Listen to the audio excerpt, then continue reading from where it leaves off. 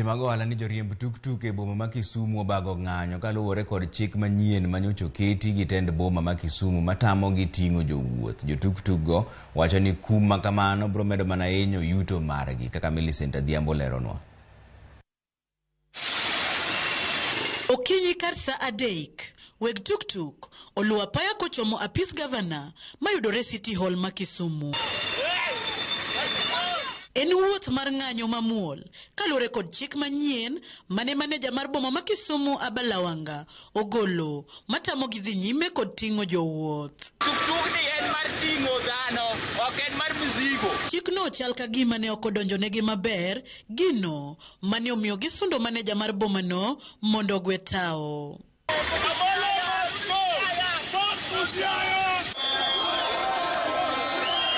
Weg tuk-tuk ne okwedo wach makamano madwaro mondo giting'o sike kar ting'o jopiny.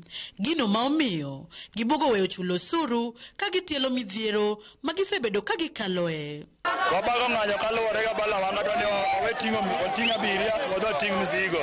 Koro gino winjo komorowa, wadwani mondo wabag ng'anyo mondo bi onyiswa kaka odwani mondo watim. Awacho sani kaka jo welfare mar jogi ni ka Abalawanga ok nyal winjo wata wacho ni onge chulo osuru.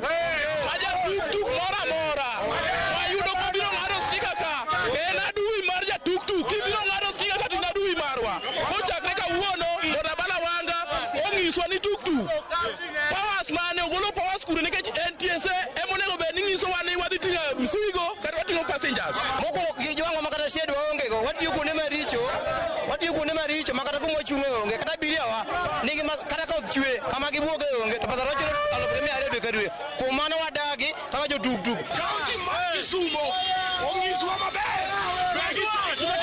Begi siko misigo moromo.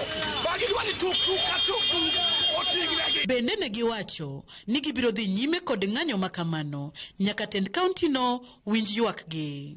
Ne giwuondowa gi space moro ni kanye mwadhi donje. Gigo to mi jowuoche. Omiyo wawacho ni ok wawuog ka kapok wang'eyo fate marwa kaka jo tuk-tuk. Wan ok wan pickup. Tuk-tuk ting'o passenger 3 passenger.